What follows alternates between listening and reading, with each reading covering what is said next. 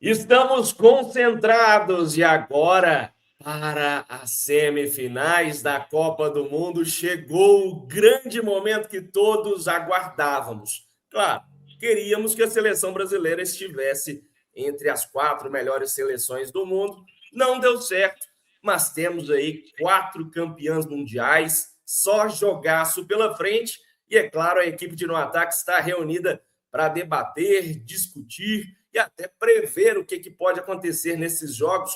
Eu começo com o nosso querido João Vitor Marques, subeditor de No Ataque, que acompanhou o jogo entre Argentina e Suíça. E agora a Argentina vai ter um grande desafio pela frente.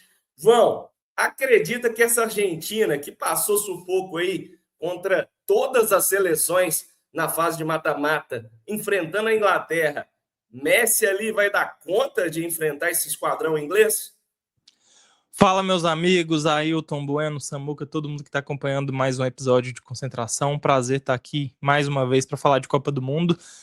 Rapaz, eu acho que vai ser bem difícil, viu? Vai ser a tarefa mais complicada dessa Argentina, que começou uma fase de grupos com certa tranquilidade, passou por cima de todo mundo, mas no mata-mata tem andado de mãos dadas com a emoção.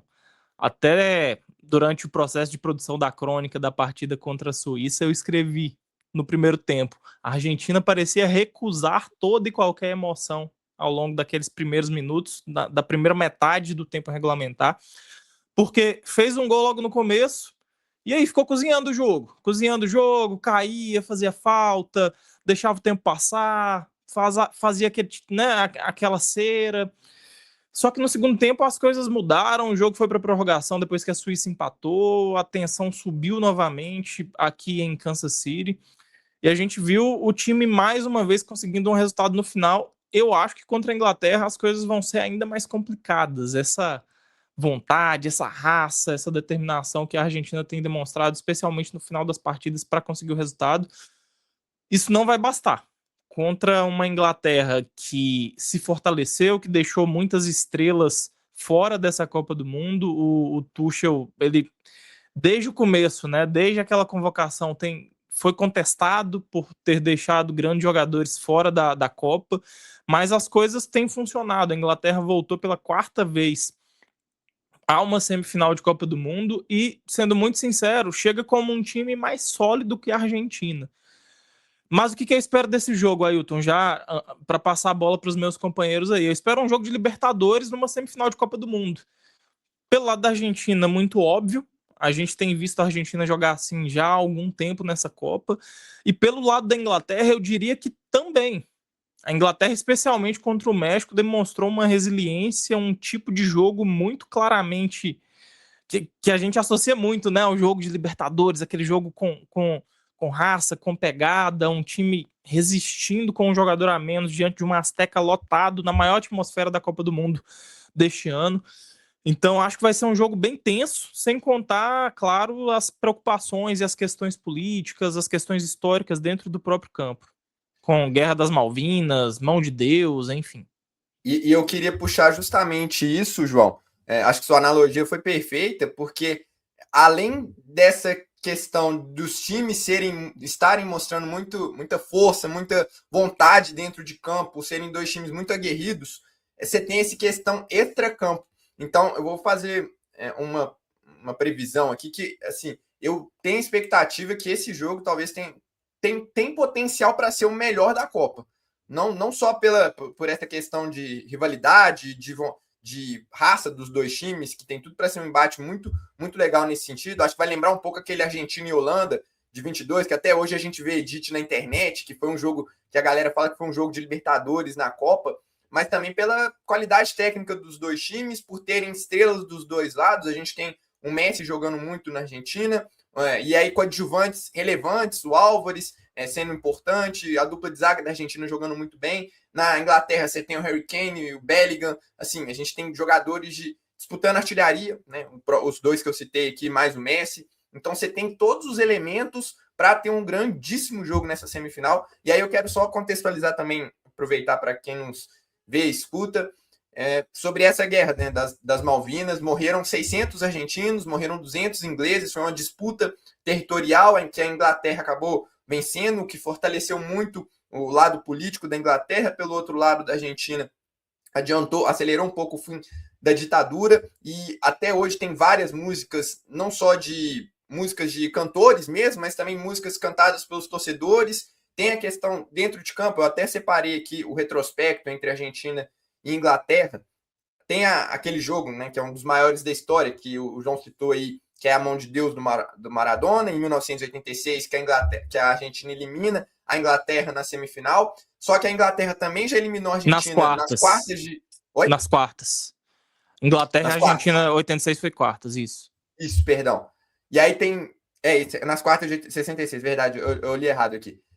Aí nas oitavas de 98, a Argentina elimina a Inglaterra, e ainda tem um confronto em 66, que a Inglaterra elimina a Argentina, e aqui em 2002 a Inglaterra também vence a Argentina na fase de grupos e ajuda a eliminar os argentinos, que caem na primeira fase, um dos maiores vexames da Argentina na história da Copa. Então, assim, você tem elementos dentro de campo, técnico, rivalidade política, rivalidade ali dentro de campo. Cara, eu tô mais empolgado para esse jogo do que França e Espanha. É até engraçado, porque tecnicamente falando, talvez França e Espanha seja melhor, assim, pelo menos a qualidade que os dois times mostraram nessa Copa, acho que está um pouco acima.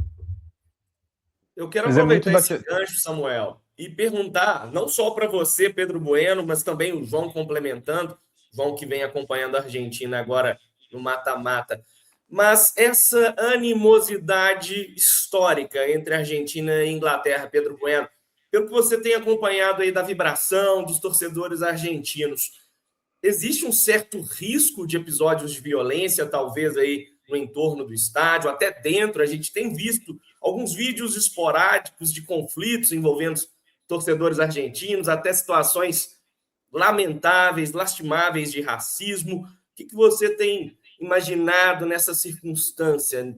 Pode ter briga, Bueno? Infelizmente, é algo possível e é algo que tem que estar no radar das pessoas que estão cuidando da segurança, que estão cuidando desse jogo especificamente, por tudo que ele traz, né? Ele, só de ser uma semifinal com essa Argentina, com esse time do Messi, e a forma com que eles estão jogando, já tem essa... os ânimos já estão à flor da pele, né? Que pode ser o último... Não o último, porque se perder ainda tem desnecessária disputa de terceiro lugar. Mas se perder ali, pode ser o último jogo em alto nível do Messi na história da seleção. Então, já teria isso. E ainda tem a questão que os meus companheiros falaram muito bem sobre a questão política, a questão histórica. E é algo que a torcida da Argentina já é conhecida, mas os ingleses também não são tranquilos, não são aquele... que fofinho. Não são. Eles são... assim, acelerados também e vivem muito isso, então há essa preocupação, né? Mas dentro de campo, o Samuel falou muito bem. Acho que, claro, eu tô aqui em Dallas, depois a gente vai falar de França e Espanha, tô muito animado com o jogo, mas esse jogo, esse Inglaterra e Argentina, eu acho que é um jogo mais completo que a gente tem de todas as facetas possíveis de um jogo de futebol. Esse jogo oferece. Então, acho que pode entregar muito em assim, um clima já de final de Copa, né? Infelizmente, já está acabando, só tem mais 4 jogos e tudo mais, mas tem grandes jogos, tem grandes histórias a serem escritas nessa reta final. Então, acho que é bem interessante. E uma coisa que o João falou da Inglaterra, questão da Libertadores, eu estive em Inglaterra e Noruega, e o que eu vi foi uma Inglaterra camaleão. Quando precisava defender em bloco baixo, ficar lá atrás esperando a Noruega, fez. Sofreu. O segundo tempo ali passou aperto. Mas quando precisava pressionar, precisava jogar para cima no primeiro tempo e na prorrogação, conseguiu. Então é uma Inglaterra que aparenta muita consciência. Então eu acho que vai dar muito trabalho para os argentinos e assim... O Samuca falou de Kane e Bellingham. A questão é o 2 contra 1 aí, porque Kane e Bellingham estão dividindo os gols da Inglaterra. Só um dos gols que a Inglaterra fez nessa Copa não foi. E da Argentina, assim, o Messi concentra as jogadas nele. Não foi ele que decidiu, né, no jogo contra a Suíça, mas, assim, tem um peso individual um pouco maior ali por conta da fase do atual momento de duas peças no caso da Inglaterra, né? Tem um canto da Argentina, é muito comum que os argentinos façam músicas específicas para cada competição, especialmente na Copa do Mundo. E tem um canto que diz, que é o canto dessa Copa: por Malvinas, por Diego, pela última do Léo. Então, para vocês verem o tanto que esse conflito armado entre Inglaterra e Argentina, a Guerra das Malvinas, ainda ressoa e encontra relevância no futebol. Porque, vejam bem, eles citam simplesmente os dois maiores jogadores da história da seleção, Diego Maradona e Messi, e basicamente na mesma estrofe da canção citam a Guerra das Malvinas, e isso se repete a cada 4 anos. Pelos caras das Malvinas, pelas Malvinas. Então, esse é um conflito que está muito vivo na memória das pessoas e está muito vivo na memória dos jogadores, inclusive. A gente vê vários jogadores falando sobre isso. O Flaco Lopes, que foi peça importante, saiu do banco no jogo contra a Suíça, foi questionado sobre o tema, ele respondeu, disse que é um tema que traz muita dor, mas claro, são profissionais, vão jogar e tudo mais, como se fosse qualquer outro jogo. Foi o Lisandro Martins, ele em outros momentos já falou muito sobre a Guerra das Malvinas. Os jogadores dentro do vestiário cantaram essa música que eu falei para vocês, que faz menção à Guerra das Malvinas. Um único contraponto aí em relação a isso foi o Lionel Scaloni, o técnico, que depois da partida contra a Suíça foi questionado e ele deu uma declaração muito forte, dizendo: gente, é só um jogo de futebol. É só um jogo de futebol. Não tentem fazer com que isso seja além de um jogo de futebol, porque é só um jogo de futebol, ponto. Foi mais ou menos isso que ele falou. Não sei se essa é uma declaração real, no sentido de é isso que ele pensa e é isso que ele vai falar para os jogadores, ou se é uma declaração no sentido de tentar conter eventuais animosidades fora de campo. Porque uma coisa é você controlar ali seus jogadores, 26 caras que confiam muito em você, que estão ali no seu dia a dia, e outra coisa é você passar essa mensagem para milhares de argentinos que estão aqui na Copa do Mundo. Estima-se que 50 mil viajaram, muitos deles sem ingresso, e tá à flor da pele esse sentimento. E tá à flor da pele para os argentinos e certamente também está à flor da pele para os ingleses que, ainda que tenham vencido essa guerra e ainda que essa guerra não tenha o mesmo peso para a Inglaterra como tem para a Argentina, eles estão com feridas abertas de 86 ainda, especialmente. Ainda que os times tenham se enfrentado em Copas do Mundo depois e tudo mais, só o que se lembra, só o que se fala é daquele 2-1 que o Maradona fez 2 gols, um deles o maior da história das Copas do Mundo, acho que é consenso, saiu driblando todo mundo, fez um golaço, e o outro a mão de Deus. E a mão de Deus só existe, só é chamada dessa forma, assim, talvez o melhor apelido de um gol na história do futebol, porque aconteceu pouco tempo depois da Guerra das Malvinas. A Guerra das Malvinas não tinha acabado fazia muito. E aquele gol, daquele jeito, é extremamente simbólico. A gente pode pensar de várias formas, né? Pô, o cara fez um gol de mão, antiético e tudo mais.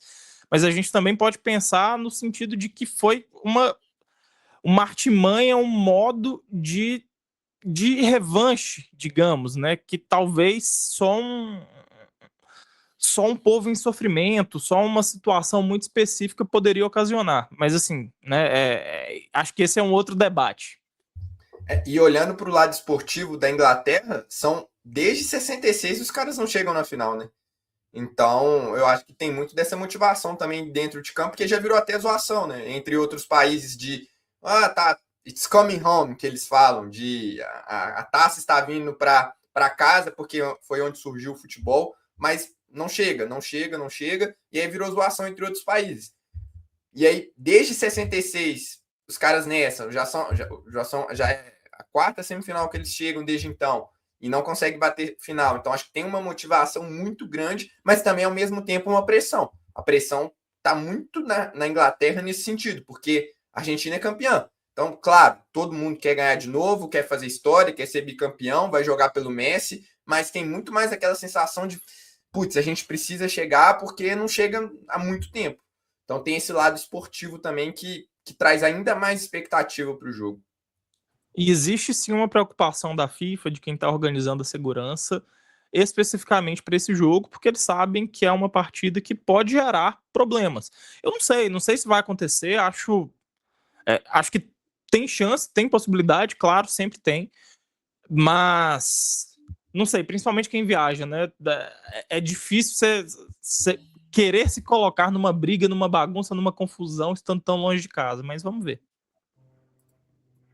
Agora, saindo um pouco desse grande confronto que nos espera, Pedro Bueno, você que tem acompanhado com afinco também o lado da França, também da Espanha aí na Copa do Mundo, chegou a vez de Lamine Yamal finalmente brilhar nessa Copa do Mundo, porque os concorrentes dele, Mbappé, Messi, estão nessa grande disputa, inclusive pela artilharia. Yamal tem apenas um gol. Eu vi, inclusive, uma entrevista do Rodri dizendo que ele está precisando de ter um pouquinho mais de calma, paciência, como se ele tivesse afobado dentro de campo. O que você espera, Bueno, deste grande confronto entre França e Espanha? Como você já disse, né? É o mais técnico. Mas você acha que pode ser um jogo ali um pouco apagado por esse nível acirrado de Argentina e Inglaterra? Eu acho que apagado não. Tem a vantagem de ser um jogo cada dia, né? Temos França e Espanha na terça, Inglaterra e Argentina na quarta. Então, vai ser um dia vai ser dia desse, outro do outro. Então, acho que não vai apagar e eu acho que tecnicamente não se discute. Acho que França e Espanha, mesmo que a Espanha esteja chegando no modo Espanha, aquele modo com jogo meio chato, meio devagar, mas indo, cumprindo com favoritismo, e é semifinalista, e a gente chega para uma semifinal com dois dos grandes favoritos, que tem, assim, na verdade, com os 4 favoritos, né? Até pelo ranking da FIFA, chegaram os 4 melhores. A FIFA organizou pela primeira vez de uma forma que eles não se enfrentassem antes da semifinal, e aconteceu. Então, caso liderassem os grupos e conseguiram isso. Mas especificamente sobre Espanha e França e sobre o Lamine Yamal, que está completando 19 anos hoje, eu acho que assim, é uma cobrança muito grande, porque permita-me discordar de você, mas ele não disputa com Mbappé e Messi. Ele tem 19 anos. Ele poderia ser como esperávamos, que ele seria um fenômeno para disputar? Sim, mas eu acho que cobrar, ele tem que participar mais de gol, ele tem que isso aqui. Ele está sendo influente no jogo. Ele cria muito, ele aparece muito, então acho que isso compensa um pouco, né? Acho que as palavras do Rodri também fazem muito sentido. Então, quando o pessoal estiver assistindo, pode ir ao No Ataque, que o No Ataque vai fazer uma cobertura aqui em Dallas do treinamento da Espanha, de tudo mais, até ver se teve uma comemoraçãozinha para o Yamal, talvez cantar um parabéns ali para ele. Agora, sobre a França, estou a caminho do 5º jogo da França, de 7 possíveis, estou indo para o 5º, e é um prazer enorme, porque esses caras estão jogando muita bola. Sem nenhuma dúvida, o melhor futebol dessa Copa do Mundo. E eles estão... A forma que eles dominaram o Marrocos foi, assim, um pouco... não assustador, mas eu pensei que às vezes teria mais jogo, mas Marrocos pouco fez. E pouco fez não por demérito de Marrocos, mas sim por mérito da França. A França dominou, a França se colocou no campo do adversário, a França criou chance, perdeu pênalti, fez gol. Cara, foi um atropelo muito pelo que a França consegue fazer. Então, acho que é um pouco que a França consegue entregar nessa Copa. Diga. Deixa eu aproveitar esse gancho para te fazer uma provocação aqui, uma pergunta instigante, como nós costumamos brincar aí no Ataque. Eu tenho lido comentários nas redes sociais de brasileiros com medo de que a França ganhe esta Copa e que muitos especialistas, fãs de futebol ao redor do mundo, comecem a considerar este time da França, se for campeão, melhor do que o Brasil de 1970. E aí a minha pergunta instigante para você, Bueno. Essa França merece essa avaliação, ser comparada ao Brasil de 70? Samuel ficou até preocupado ali. Eu acho um pouco de... É porque, assim, essas comparações, elas são inevitáveis, claro. Se os caras ganharem da Espanha, ganharem bem da Espanha, chegarem na final, forem campeões jogando bem, ficar com 100% de aproveitamento, os números vão ser bem equiparados a um time como o de 70. Só que, assim, o time de 70 é um time mágico e acho que tem que estar sempre na história, na primeira prateleira. Se esse time da França vai chegar na primeira prateleira também para conversar com o time de 70, já é gigante. Agora, quem foi melhor ou pior, são épocas muito distantes do futebol, são situações bem diferentes, então eu acho que é meio complicado de comparar. Mas que esse time da França é brilhante e pode se tornar, aí eu acho um pouco mais tranquilo de comparar, pode se tornar o melhor campeão de Copas do século, eu acho que sim. Eu acho que isso é mais possível de falar, porque a análise é um pouco mais próxima, né? De 2002 até 2026. Seria esse, se for campeão, se ganhar bem da Espanha, se ganhar bem da Argentina ou da Inglaterra na final, eu acho que pode sim ser considerado o melhor time de Copa, por tudo que está demonstrando, desde a primeira rodada, como passou de todas as fases até agora. Então, mas assim, a gente tem que aguardar essas análises. Eu entendo a forma de provocar, de instigar, né, como gostamos de dizer, mas eu acho que tem que ter calma um pouco para observar isso, para não exagerar demais, superestimar, vamos deixar viver isso aqui, mas que é um time brilhante, que dá gosto de ver e é impressionante, isso é. Eu estava esperando a intervenção do Samuel agora. Imaginei que ele ia entrar quente. Não, eu quero falar. É muito legal sua provocação. Eu não tinha parado para pensar que poderia chegar nesse tamanho, mas eu acho que tem potencial sim. Assim, nesse século, pelo menos, eu acho que ganhando não vai ter muita discussão que é a melhor nesse século, porque Brasil de 2020, de 2002 jogou muito bem, mas assim, não sei se enchia tantos olhos quanto essa França. 2006, Itália longe disso. 2010 também a Espanha foi muito dominante, mas também não era um futebol que enchia os olhos nesse sentido. A Alemanha sim, mas eu acho que não tinha aquele refino técnico, aquele talento individual de drible, aquele jogo mais plástico. A própria França também de 2018 era um pouco mais pragmática. A Argentina muito Messi, né? Mas também não era um jogo tão... Não sei se é a melhor seleção, mas a que mais enche os olhos de talento, que você é muito cara bom, junto, reunido, jogando plasticamente, é um futebol muito bonito. Só que eu acho que essa comparação, a gente pode voltar aqui no final da Copa e conversar sobre ela, porque depende muito dos dois próximos jogos, porque é onde que o bicho realmente pega, é onde que seu time vai enfrentar países muito mais fortes do que enfrentou até agora, são os desafios mais pesados. E se a França, por exemplo, atropela a Espanha, atropela a Inglaterra ou a Argentina na final, aí com certeza ela vai entrar nesse rol aí de top 5, seleções de todos os tempos, e aí a gente precisa entender melhor como que vão ter sido essas atuações para ver se dá para comparar com o Brasil de 70 ou não. Coletivamente, porque individualmente eu acho que não tem comparação. Acho que os craques que o Brasil tinha ali são mais plásticos e são melhores do que os da França. Do meio para frente ali, principalmente o meio-campo, o Brasil tinha jogadores mais refinados tecnicamente do que essa França tem hoje. Mas é muito talento reunido, cara. É impressionante. O Bueno tá vendo história diante dos olhos, independentemente do resultado final, eu acho. Porque... Só uma coisa, uma semelhança de Brasil de 70, não estou comparando, mas estou só lembrando que o técnico é Didier Deschamps, né? E o técnico de 70 era Zagallo, que também tinha sido campeão como jogador, e assim, o Deschamps já é campeão também como treinador. Só que a história do Deschamps é impressionante, cara. São 14 anos, o cara já foi campeão da Copa e tá de novo. Então, assim, também tem essa conexão de ser um treinador que foi campeão como jogador e pode ser campeão Agora, o Deschamps, no caso dele, mais uma vez, né? Eu só queria trazer um contraponto também, aproveitando o debate sobre o jogo, que eu acho que de todas as seleções na Copa que talvez tenha mais ferramentas para eliminar a França, seja a Espanha. Por quê? Porque a Espanha, ela tem a qualidade de ficar com a bola. E eu acho que a melhor forma de você se defender de um time que é praticamente indefensável é ficando com a bola. Porque à medida que o tempo vai passando, você vai ficando com a bola. A posse de bola também é uma forma de se defender. E a Noruega usou isso muito bem contra o Brasil. Por exemplo, a Noruega teve muita bola, às vezes nem tão ofensiva, mas estava se defendendo ali, porque sem a bola você não consegue atacar. Então acho que a Espanha tem muito disso, de oferecer esse desafio para a França, de quando ter a bola vai ter que ser mais efetiva, porque perdeu alguns gols no último jogo.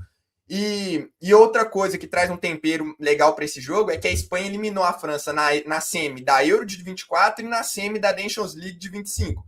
Claro, teve transformações nos dois lados. O Olise, por exemplo, teve um salto muito grande desde então, se tornou um jogador fundamental para a França, mas não deixa de ser um dado relevante. Eu queria participar desses dois debates aí, voltando para a questão histórica inicialmente. Eu concordo com os companheiros quando eles dizem que é muito difícil de comparar um time que jogou em 70 e um time que está jogando agora em 2026. Isso é, de fato. Mas o que eu acho que fica mais simples e mais fácil da gente traçar um paralelo é em relação às eras. Se a gente pensa, por exemplo, naquele Brasil que foi campeão em 58, em 62 e 70, ou seja, foi campeão 3 vezes no intervalo de 12 anos, a gente pode sim tranquilamente comparar com uma era francesa de domínio, pensando numa seleção que foi campeã em 2018, que chegou à final em 2022 e que está prestes, eventualmente, de chegar a mais uma final em 2026. E aí a gente precisa fazer uma reflexão, inclusive, sobre o próprio futebol brasileiro, de que talvez a França tenha se tornado dominante como o Brasil foi naquela época. E não dominante apenas em termos de resultados, mas em termos de futebol jogado. Porque se a gente olha, imaginemos a França sem a camisa da França. Né? Imaginemos que os caras estão jogando com uma camisa qualquer, ou então que a gente não saiba quais sejam as camisas que eles estão usando. A gente poderia sim identificar aquele time como um time com as raízes do futebol brasileiro, com um time que consegue aliar a qualidade técnica absurda dos seus jogadores, com muita habilidade, com muito poder de decisão, com uma qualidade física que é muito clara e que a gente viu inclusive na Copa de 70, porque a gente pensa naquela Copa como uma Copa de um time mágico, de um time incrível, taticamente muito bom, tecnicamente muito bom, mas fisicamente também muito bom. Então, se a gente para e pensa e faz uma reflexão um pouco mais ampla sobre o futebol brasileiro, sobre o futebol da França atualmente, talvez a França esteja se tornando o que o Brasil foi naquela época, em termos de resultado, mas também em termos de jogo jogado, de quantidade de talentos. Se a gente pensa no que foi preciso fazer para que aquela quantidade de talentos fosse colocada em campo em 70, é mais ou menos o que o Deschamps faz hoje. Coloca um monte de talentos, 4 caras que talvez um técnico mais conservador teria dificuldades de colocar juntos num time. Então, dá para a gente fazer um paralelo, talvez sem necessariamente comparar o que foi melhor, o que foi pior, mas talvez a gente esteja vendo a França se tornar o Brasil nesse aspecto. E agora, trazendo para o que a gente está falando do jogo, né? Concordo muito com o Samuel, muito. Talvez a criptonita da França seja justamente a Espanha. Se a gente olha para os últimos jogos, para os últimos confrontos e por como a Espanha tem incomodado a França, está pisando no calo da França o tempo inteiro. Então, aquela declaração do Lamine Yamal dizendo que talvez sejamos as melhores seleções e tal, que foi tratada como polêmica, talvez seja de fato, mas realmente são as duas melhores seleções em termos de talento, ainda que a França esteja jogando muito melhor que a Espanha, em termos de, né, um futebol mais vistoso e tudo mais, mas a Espanha pode sim gerar muita dificuldade para essa França e, não sei, não me surpreenderia, principalmente pensando num time que está se defendendo tão bem, quase não sofreu gol, sofreu um gol nessa Copa do Mundo inteira. Acho que vai ser um jogaço. Eu só queria palpitar também sobre o Yamal, porque eu discordo um pouquinho só de você, Bueno, no sentido de que o Yamal, não sei quais palavras você usou exatamente, me corrija aí se eu tiver entendido errado, mas que o Yamal não tá no mesmo patamar do Mbappé e do Messi, mas eu acho que tá principalmente pelo que a gente já viu do Yamal, cara. Vamos lembrar que na temporada passada, sem ser essa agora, 25, 26, 24, 25, o Yamal, para mim, na minha visão, foi o melhor jogador do mundo, em termos de influência de jogo. O Rafinha foi mais artilheiro, não sei quem, mas o Yamal, a influência que ele teve no jogo do Barcelona com apenas 17 para 18 anos, foi uma coisa de outro mundo. Eu acho que, sim, ele tá tendo influência também no jogo da Espanha, apesar de ter menos participações em gols. Eu também acho que ele tá ajudando na criação de jogadas. Muitas jogadas surgem de lances individuais do Yamal, mas eu entendo também que teve a lesão, que querendo ou não, o cara chega lesionado, ele demora um pouco para retomar o ritmo, mas eu acho que chegou num nível, numa fase tão relevante que, apesar de ele ter somente 19 anos, ele tem futebol para decidir do tamanho desses caras, do Mbappé. Vamos lembrar que confrontos entre Barcelona e Real Madrid, que o Mbappé ficou apagado por causa do Yamal. Então, ele tem sim futebol, e eu acho que ele, apesar de ter só 19 anos, o Mbappé, por exemplo, em 2018, decidiu com 19 anos. Ele tem futebol para isso, ele pode sim ser cobrado para decidir no mesmo nível desses caras. Então, eu só queria fazer esse contraponto. É que eu acho que o time da Espanha, ele não favorece tanto o futebol do Yamal quanto o Barcelona favorece, no sentido de movimentações, ainda que tenham sim suas semelhanças, mas no sentido de movimentações de características de jogadores. Se a gente pensa na Espanha, por exemplo, são caras que foram trabalhados ao longo de toda a carreira para trocar passes, para encontrar o jogo mais curto, e isso é o DNA da Espanha. E que tem dois caras, um pela esquerda, que é o Nico Williams, e um pela direita, que é o Yamal, que são os desequilibrantes, que são os caras que talvez dão aquele choque, né? O jogo tá calmo, tá tranquilo, de um lado pro outro. Quando chega de um lado ou quando chega do outro, esses caras vão para cima, que são os pontas, né? Os pontas que a gente tanto critica aqui no Brasil, mas que a Espanha também tem. Esses caras são os desequilibrantes, mas talvez o sistema, o jeito de jogar da Espanha não favoreça tanto quanto o Barcelona favorece o Yamal. O Barça consegue ser um pouco mais vertical, acho que, querendo ou não, isso dá um pouco mais de espaço para o Yamal, porque todo jogo da Espanha também, ele pega muito a bola com 2, 3 caras em cima dele, então tem isso também, concordo, mas eu acho que a expectativa acaba gerando isso, né? A gente sabe que o cara consegue entregar nesse nível, então a gente fica esperando sempre algo a mais dele. Teremos tréplica do Bueno? Não, eles estão corretos quanto a isso. Eu só tenho muito cuidado para julgar um moleque de 19 anos, porque acho que eu esperava que fosse O que uma você Copa fazia melhor aos dele. 19, Pedro Bueno? É melhor deixar em off. O Yamal, assim, ele tem potencial para sentar na mesa desses caras, mas eu acho que ele já esteve na mesa com esses caras. A última temporada dele não foi tão boa, por conta o tanto de lesão que ele teve. E acho que é natural. Só que, assim, e principalmente, é o que eu vou concordar plenamente com meus amigos, é o estilo de jogo. Acho que o estilo de jogo da Espanha, e como o estilo de jogo da França de 18 facilitava muito para o jovem Mbappé destruir, como ele fez mais no mata-mata daquela Copa de 18. Meus queridos amigos, já estamos indo para a reta final. Ainda quero discutir rapidamente com vocês sobre a seleção brasileira, mas vamos para aqueles nossos palpites clássicos. Começando por você, Pedro Bueno, arriscando o placar de cada jogo da semifinal. Vai ser. Não, é complicado. Eu não tinha pensado. Eu sabia que ia ter essa parte, mas eu não tinha pensado.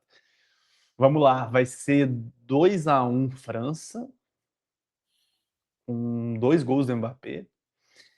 E vai ser 1-0 Inglaterra.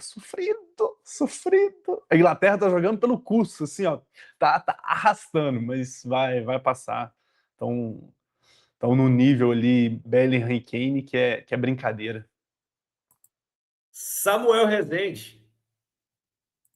Esse eu pensei antes. 1-1 França e Espanha. Aí vai para os pênaltis, e nos pênaltis aí é loteria, cara. Eu não consigo nem chutar, mas não. assim... Além de muretar, o cara quer sacanear a minha cobertura. Quer sacanear a minha crônica. Beleza. Meu feeling tá muito forte, mano. Vai ser pênalti. Mas tá bom, então. Só pra arriscar aqui, então, eu vou chutar a França. Chutar, né? Mas eu acho que vai pra prorrogação. E Inglaterra e Argentina, eu concordo com o Bueno. Acho que vai pesar aí o favoritismo da Inglaterra, o nível que eles têm jogado, acho que está acima da Argentina. 3-2. 3-2. Joguinho bom também para cobrir aí, viu, João? 3-2. Eu acho que vai ser eu acho que vai ser um joguinho amarrado. Eu acho que vai ser um jogo amarrado. Pode ser. É porque eu acho que as defesas estão muito abertas, então eu acho que vai ter muito gol, mas climinha de Libertadores, né? Às vezes o jogo vai ficar truncado, vai ficar mais faltoso do que tudo, pode ser também. João Vitor Marques.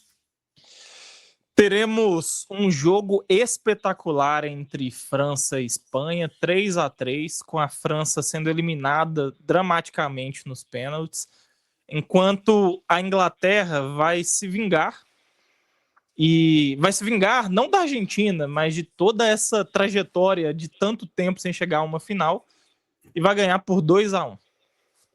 Gostei desse 3-3, viu, João? O cara ofereceu um 3-3 com a França perdendo nos pênaltis. Eu lembrei de uma certa final que ele esteve em 2022 aí.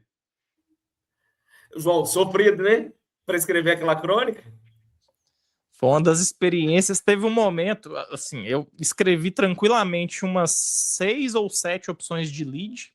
Lead, para quem não sabe, é aquele primeiro parágrafo em que a gente diz quanto que foi o placar, quem fez os gols, quem foi campeão, afinal de contas. Escrevi tranquilamente, entre 6 e 7 versões, porque num primeiro momento estava muito tranquilo, a Argentina aparentemente ia ser campeã, abriu 2-0. Quando empatou, eu fiz 2 versões novas para prorrogação, uma para a Argentina, uma para a França. Quando foi para os pênaltis, fiz mais outras. Então, chegou um momento, na verdade, que foi o gol do empate da França com o Mbappé, o 3-3, que eu larguei para lá. Que eu falei, deixa. Falou assim, e não aí, vou publicar mais nada. Não, eu larguei para lá, soltei esse computador e fiquei assim, ó, esperando para ver o que eu poderia ou deveria fazer. E aí, obviamente, fiz 2 outras versões e no final das contas a da Argentina foi publicada. Excelente, esses bastidores jornalísticos são interessantíssimos. Eu vou dar meu palpite aqui rapidamente, porque eu quero falar de seleção brasileira com vocês.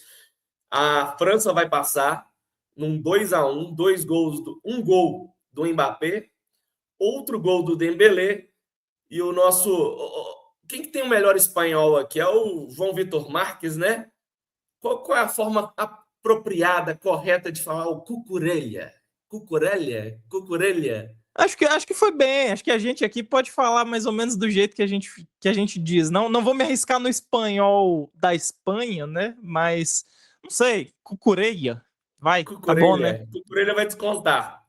E no outro jogo vai ser um simples 1-0 com o gol do Bellingham, classificando aí a Inglaterra. Mas vai ser um jogo emocionante, mas com placar magro. Agora, para falar de seleção brasileira com vocês, porque nós tivemos aí o aniversário da eliminação da seleção brasileira para a Noruega e o timing ali, nada perfeito da CBF, foi de publicar um vídeo falando que já iniciamos o novo ciclo, tentando ali motivar os brasileiros. Pergunto a vocês, meus amigos, era o tempo certo de divulgar um vídeo como esse, muito criticado, obviamente, nas redes sociais? Já começou esse novo ciclo? Já dá para ter esperança com alguma coisa da seleção? Gente, sendo muito sincero, o grande problema... Aliás, tem vários problemas nesse vídeo que foi divulgado, mas para mim o maior deles nem é o conteúdo, e sim a forma.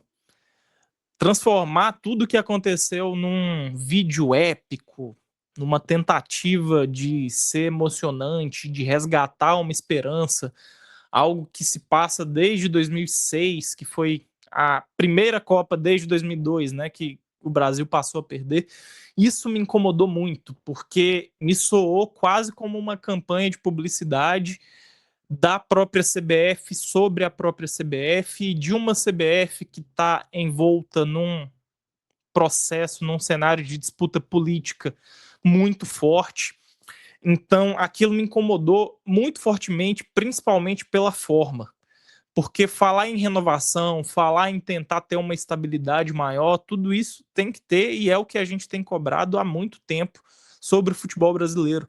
Mas aquela é a melhor forma, porque me parece mais uma das tantas publicidades que a gente tem visto se relacionando com a seleção brasileira nos últimos tempos, principalmente no ano de Copa do Mundo. Gente, convoca uma entrevista coletiva com o presidente, com o Carlo Ancelotti. Talvez isso seja até feito, mas enfim, convoca uma coletiva com os dois falam sobre aspectos gerais do futebol brasileiro e da seleção brasileira, respondam questionamentos, mostrem a cara ao que não foi feito depois da eliminação, pelo menos por enquanto. É muito melhor do que um videozinho que, obviamente, e com razão, seria muito criticado. Não, eu acho que ainda tem a questão do timing, assim. O Brasil era para ter jogado a semifinal um dia antes, as quartas de final um dia antes. Assim, estaria no lugar da Noruega. Aí, não. Perdeu. Um dia depois, vamos fazer um vídeo para animar para o novo ciclo. Gente, a Copa ainda está rolando. Eu acho que, assim, não gosto do vídeo, não gosto da proposta e tudo mais. Mas o timing foi todo errado. Todo. Não tem uma justificativa. Porque se esse vídeo fosse publicado em setembro, antes dos amistosos contra a Austrália, antes da data FIFA ali, quando vai começar realmente o novo ciclo, eu não ia gostar do vídeo. Acho meio brega. Mas eu ia olhar e falar, tá, começando um novo ciclo, tudo bem, vamos deixar a poeira já baixou. A poeira não baixou ainda. Os jogos estão acontecendo. A Noruega acabou de ser eliminada, fazendo um grande jogo, disputado com a Inglaterra. O Brasil tá onde? Fazendo um vídeo de IA. Ah, gente, é complicado, viu? Bem complicado, porque assim, não vai... Parece que joga contra, quer tomar hate. Para mim não faz muito sentido. Afastar o torcedor. Tem pouco a agregar, acho que os companheiros aí já disseram tudo que eu penso. Eu acho que o Bueno foi na linha, assim, o que eu queria dizer era isso, porque se é em setembro, cara, é isso, a galera ia olhar de olho torto, mas assim, ia passar batido, sabe? Eu acho que não ia gerar tanta repercussão. E aí faltou a CBF, e aí o que eu acho curioso é isso, cara, porque os clubes, por exemplo, a gente tá bem acostumado, né? A gente que tá ali acompanhando rede social de clube o tempo inteiro, quando perde, qualquer derrota, o dia seguinte não posta nada, aí no dia, 2 dias depois, posta ali uma foto de representação, faz uns 3 posts no dia, aí no terceiro dia, se tiver jogo, aí faz uma chamadinha, se não tiver, aí já aumenta um pouco mais a frequência, isso é uma derrota qualquer. Aí a CBF, sabe, assim, é isso que me chama a atenção, tendo essa expertise, porque eu duvido que alguém lá, que o pessoal da comunicação lá, e aí eu nem sei se foi da comunicação, tá, pode ter sido, eu imagino que tenha até sido de cima, né, e aí o pessoal da comunicação fica sem ter o que fazer, mas faltou esse tato de, é uma eliminação de Copa, o torneio ainda tá rolando, tem que falar nada, cara. Ou se for falar, é isso que o João falou. Convoca a coletiva, põe a cara, se expõe, responde os questionamentos, e beleza. A gente tá ali. Algo que o Caetano, inclusive, já fez muito no próprio Atlético. Já fez. Quantas vezes o Caetano deu a cara a tapa nos momentos mais negativos do Atlético antes de ir para a seleção brasileira? Então, acho que faltou esse tato de clube, de olhar e falar, não, gente, estamos eliminados, não tem que postar nada. Ou então, deixa para postar mais para frente, quando estiver realmente começando o próximo ciclo. Excelente, meus amigos. Agradeço mais uma vez. É muito, muito bom estar reunido falando aqui com você sobre Copa do Mundo. Pedro Bueno e João Vitor Marques, aproveitem muito esta última semana de cobertura na Copa. Assim, tem nem palavras para dizer quão brilhante tem sido a cobertura de vocês aí. Tenho certeza que todos os leitores de No Ataque e também nossos seguidores, porque tem muito conteúdo no Instagram e também no YouTube, estão todos adorando. Está muito legal mesmo. E aproveitem, porque só jogaço pela frente. E certamente, quando vocês voltarem, teremos muitas histórias de bastidores para contar. Na volta vai ter pela cobertura. Não só você, Samuel Rezende aqui também está dando show, acompanhando todas as seleções e seleção brasileira principalmente. Na volta vai ter Atlético Chapecoense, vai ter Cruzeiro no Campeonato Mineiro. Então vamos que vamos, amigos. Muito bom estar aqui com vocês mais uma vez. Vamos aproveitar, desfrutar dessa última semana de Copa. Excelente. Um abraço. Pedro Bueno, tem compromisso. Aliás, eu sempre faço essa pergunta, hoje eu esqueci, perdão. Quais as cidades de vocês hoje e para onde vocês vão? Eu tô em Dallas, né? Tô hoje, os compromissos daqui a pouco, treino, tem zona mista antes do treino, tem treino da Espanha, depois zona mista da França, treino da França, depois coletiva da França, coletiva da Espanha. Hoje vai ser um dia, sair agora de casa aqui em Dallas e voltar na hora de dormir. Dormir, né? Dormir. E você, João? Eu tô em Kansas City, tá? Tô aqui desde o jogo da Argentina contra a Suíça. Tô viajando hoje para Atlanta, onde vou acompanhar tudo do Argentina e Inglaterra. E sabe o que é o pior, Excelente. Ailton? Sabe o que é o Conte. pior? Próximo concentração, antes da final, talvez eu e o João Vitor estaremos na mesma cidade. Isso é o problema de tudo. Esse é o problema, sabe? Eu acho bom acionar as autoridades norte-americanas, porque a gente está preocupado aqui com briga de Inglaterra e Argentina. Pior pode ser essa briga, né? Entre Complicado, João e Bueno. complicado. Espero que dê tudo certo entre vocês aí. É melhor que vocês fiquem separados, sabe? Cada um numa ponta do estádio, para evitar conflitos. Vamos ver como é que dá isso aí, viu? Turma, valeu demais. Um beijo e um abraço enorme para vocês. Valeu.